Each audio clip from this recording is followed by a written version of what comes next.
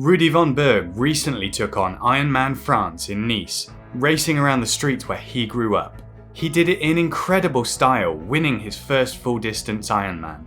I got the chance to speak to him about it and he gave some brilliant insight into his race nutrition, his biggest mistake when he was younger, and he revealed something which must set him apart from most other professional triathletes out there. And we started with some very important questions. Favorite post-race meal? A good cheeseburger with bacon and maybe some cooked mushrooms and onion and something like that. Starter or dessert? Dessert. Sweet or savory? Sweet, but I've been leaning a little towards the other side sometimes. Peanut butter and jam. If you had to rate your nutrition for your race out of 10, what would you give it? I'll probably give it a 10. Nice. I mean, that's a pretty good one for your first time. I felt strong. I had no stomach issue. I had energy the entire way, so you can't ask for anything better for an Ironman. Obviously, this was your first full distance Ironman. Did you do anything different nutritionally for it compared to a 70.3? No, essentially it was the same system, but we increased the dosage for just the increased length. So for example, usually on halves, I still had the thing where we concentrate everything in one bottle, and then the rest I just take water at 8 stations. So I just had way more into my down tube bottle. This time I had 4 packs of Never Second C90, which is 90 grams of carbs.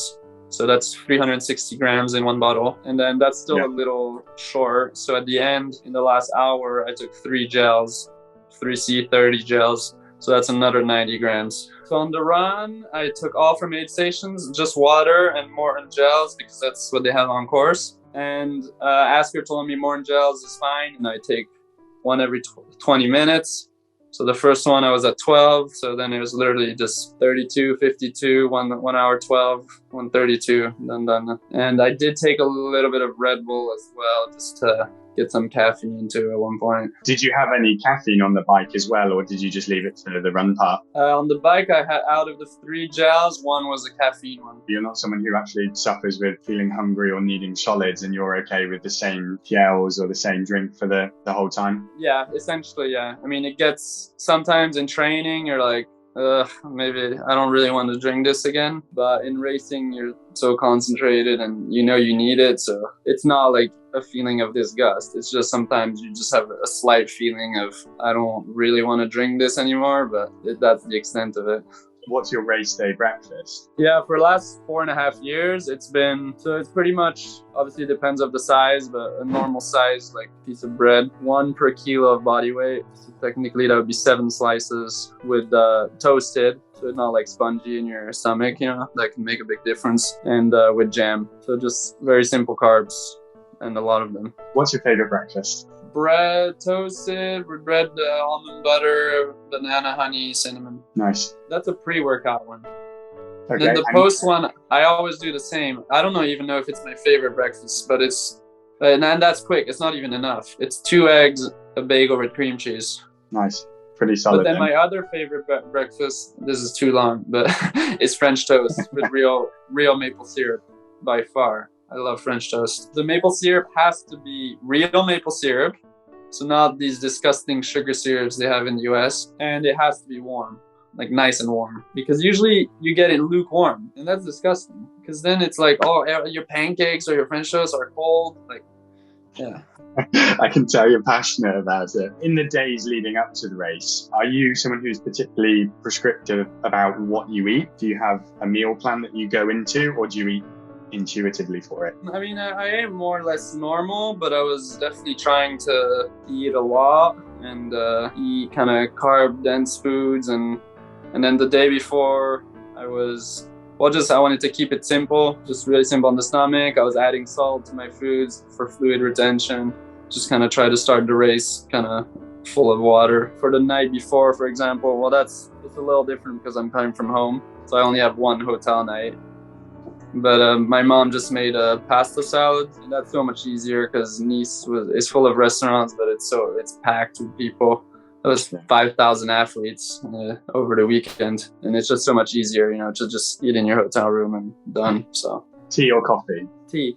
Oh, okay, interesting. No, I don't drink coffee. Oh, okay. One of the few Few Right. triathletes who The don't. only pro triathlete who doesn't drink coffee. That's why you haven't got any kind of coffee montages or reels in your YouTube videos. No. Yeah. Yeah, I'll try to be a little different on that aspect. So I'm curious, is there anything that you would look back on from when you started triathlon from a nutrition point of view and just think like, wow, I can't believe I used to do that? Honestly, the main thing is I feel like I didn't eat enough sometimes.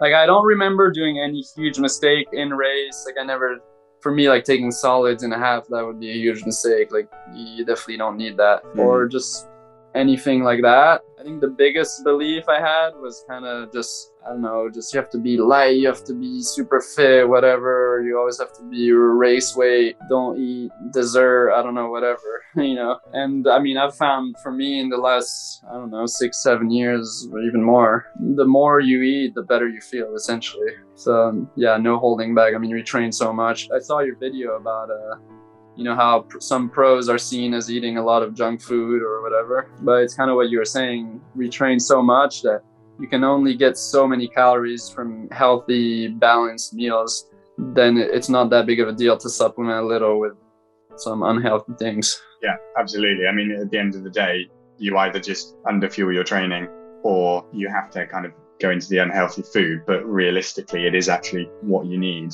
Right. I mean, a lot of not that many athletes have people just cooking for them and it's ready when you come back from training. And you know, and when you're after a 5-6 hour training day, it takes a lot of energy to cook up a whole meal and have everything good and have your vegetables, your carbs, your protein, and everything tasting good. So, you know, sometimes what's easy is a little less healthy, but you can at least get in the protein and calories you need. Yeah, and at the end of the day, if that keeps you healthier and then you're going to be able to train consistently over the long term, then that's going to be so much better for you. Right, and I mean, yeah, it's same same for before races, even a race week where you're training less. You know, I mean, food is energy, obviously. So if you can eat a lot, well, you'll have a lot of energy, essentially. But in big training blocks, yeah, sometimes I can't believe how many carbs I'm eating in a day. But I mean, the more I eat, yeah, the better I feel to back up the training days. Yeah, I think there's something which seems to be changing, and it's exactly like you said. There's this perception that you need to be lighter, leaner, always to kind of go faster. And I think then that leads you to be thinking, you know, do I actually need to eat this much or that sort of thing? Whereas actually, if you're just eating a lot and fueling well, then most likely you're going to do better. Yeah, exactly, essentially. And I mean, I'm like super skinny right now. Since last year, since I got sick with mononucleosis, I lost a few, like 5 kilos in 10 days. And then I went up a little, but it was muscle. So to this day, which is 9 months later, I still haven't regained everything, but I've been eating a lot. So yeah, I still have to keep on eating. So for you, I guess, do you have a big race that you're targeting for the rest of the year? Is it going to be Kona now? Is that your kind of final one? Yeah, I still have to think about it, but likely, yeah, it will be Kona. Because I mean, Canadian Open now, it's in 3 weeks, so I'll just have like an 8-day training block, and that's it. And then Collins Cup, hopefully, if I make it, I should be in August. Then I still have to figure out if I want to do the US Open 3 weeks before Kona. Okay. Because that might not be perfect for the prep for Kona and 70.3 Worlds. Yeah, but I guess likely, you're right, Kona will be the peak. And then hopefully I can keep it for 70.3 Worlds and do kind of a Kona peak where I still work on my 70.3 a little in that build-up. Hopefully be solid at both. Yeah, nice. Well, I'm looking forward to seeing you at Kona and seeing how you get on. Yeah, I mean, hopefully I'll run. I think I 100% have a faster marathon in me. So if I could get into I don't know, maybe around 2:45 in Kona, that'd be up there. So it was great to chat to Rudy and really delve into the nutrition side of things. He's an awesome, humble guy, and I'm looking forward to seeing him hit that 2:45 marathon in Kona. If you don't know already, Rudy has his own YouTube channel, which you should definitely check out, including this video here, which is a review of his win at Ironman France.